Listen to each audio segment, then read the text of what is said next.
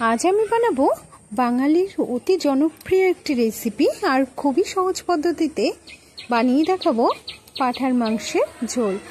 আলু দিয়ে এভাবে পাঁঠার মাংসের ঝোল রান্না করলে কিন্তু দুর্দান্ত স্বাদের লাগে। বিশ্বাস না হলে আপনারা নিজে একবার বাড়িতে ট্রাই করুন। নমস্কার বন্ধুরা, অপুর সংসার চ্যানেলে আপনাদের সবাইকে স্বাগত জানাই। আজ আমি বানিয়ে দেখাবো খুবই সহজ পদ্ধতিতে আর এতটাই টেস্টি একটা রেসিপি, আপনারা রান্না না করলে কিন্তু বুঝতেই পারবেন না। তো চলুন দেখা যাক ঝটপট রেসিপিটা। এখানে আলু কেটে নিয়েছি, তার সাথে আছে চুই, একটা টমেটো আর এখানে দুটো পেঁয়াজ এভাবে আমরা কেটে নিয়েছি। আর এখানে আছে লঙ্কা বাটা, আর এখানে আছে রসুন বাটা, আদা বাটা, ধনে বাটা, আর এখানে আছে জিরে আর গোলমরিচ। তো এখানে পরিমাণ মতো নিয়ে নিয়েছি মশলাটা। এবার কড়াইতে দিয়ে দিচ্ছি পরিমাণ মতো সর্ষের তেল। এবার আর ধুয়ে রাখা আলুটাকে আমরা কিন্তু লাল লাল করে ভেজে তুলে নেব। একটু হলুদ আর একটু লবণের মধ্যে দিয়ে দেব, তাহলে আলুটা কিন্তু খেতে ভালো লাগবে।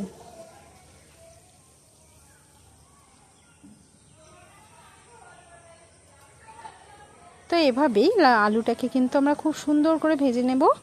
নিয়ে আলুটা ভাজা হয়ে গেলেই তুলে দেব। তো আলুটাকে তুলে নিলাম।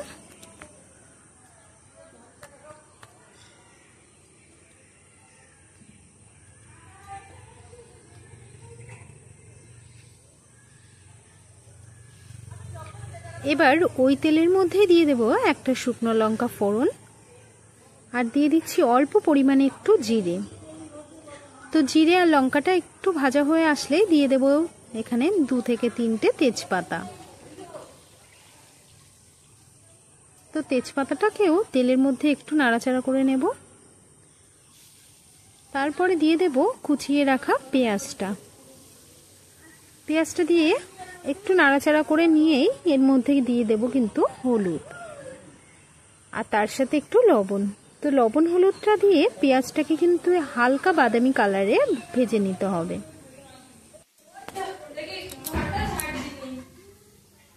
পেঁয়াজটা এইভাবে একটু বাদামি হয়ে আসলে দিয়ে দেব এর মধ্যে জিরে আর গোলমরিচ বাটা, আর দিয়ে দেব ওই পুরো মশলাটাই।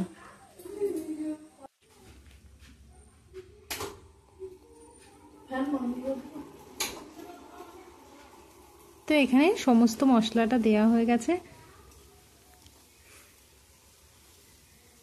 মশলাটা দিয়ে এভাবে কিন্তু বেশ কিছুক্ষণ ধরে কষাতে হবে। অল্প একটু জলের মধ্যে দিয়ে দেব। তো মশলার মধ্যে এই জলটা দিয়ে খুব ভালো করে কষিয়ে নিতে হবে। দিয়ে দেব একটু হলুদ আর এর মধ্যে পরিমাণ মতো লবণ। তো লবণ হলুদটা এখানে পরিমাণ মতো দিয়ে দিচ্ছি। দিয়ে মশলাটাকে ততক্ষণ কষাবো যতক্ষণ না মশলার থেকে কাঁচা গন্ধটা যায়। তো দিয়ে দিলাম একটা টমেটো কুচি। টমেটোর কুচিটা দিয়ে আবারও বেশ কিছুক্ষণ ধরে এভাবে মশলাটাকে একটু কষিয়ে নেব। মশলাটা কষানো হয়ে গেলে দিয়ে দেব এর মধ্যে পাঁঠার মাংস।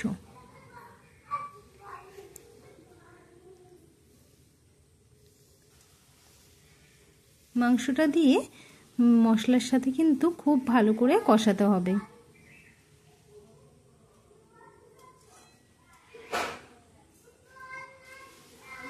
তো কিছুটা সময় ধরে এভাবে কিন্তু কষাতে হবে। আর আপনারা যদি কম তেল মশলায় রান্না আরও দেখতে চান তাহলে চ্যানেলে গিয়ে দেখে আসতে পারেন। ভালো লাগলে লাইক কমেন্ট শেয়ার করে দেওয়ার অনুরোধ রইল। আর চ্যানেলটিকে সাবস্ক্রাইব করে পাশে থাকার অনুরোধ রইল। তো মশলাটার সাথে মাংসটাকে কষিয়ে নিয়ে চুইগুলো দিয়ে আবারও কিন্তু মাংসটাকে কষিয়ে নেব। তো দেখুন মাংসটা কিন্তু এখানে প্রায় কষানো হয়ে গেছে।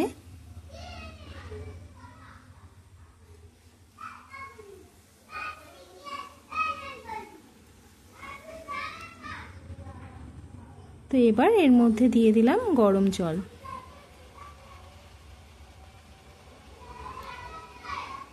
তো যে যেমন ঝোলটা পছন্দ করেন সেই অনুযায়ী জলটা এখানে দেবেন।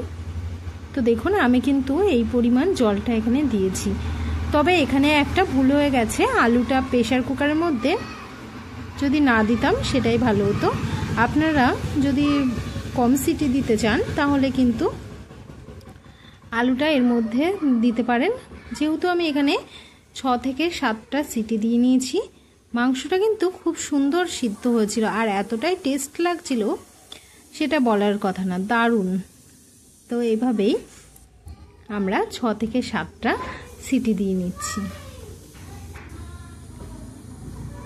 তো 7টা সিটি দেওয়ার পর প্রেসার কুকারটা নামিয়ে কড়াইয়ের মধ্যে ঢেলে দিয়ে উপর থেকে ছড়িয়ে দিয়েছি গরম মশলার গুঁড়ো। তো দেখুন এখানে আলুটা কিন্তু একটু বেশি সিদ্ধ হয়ে গেছে, যেহেতু চন্দ্রমুখী আলু সেই জন্য। তো আপনারা অবশ্যই বাড়িতে একবার এভাবে ট্রাই করুন, আশা করি আপনাদের ভালো লাগবে। আজ এই পর্যন্ত, আবার দেখা হবে নতুন কোনো ভিডিওর সাথে। ততক্ষণ সবাই ভালো থাকবেন, সুস্থ থাকবেন। ধন্যবাদ।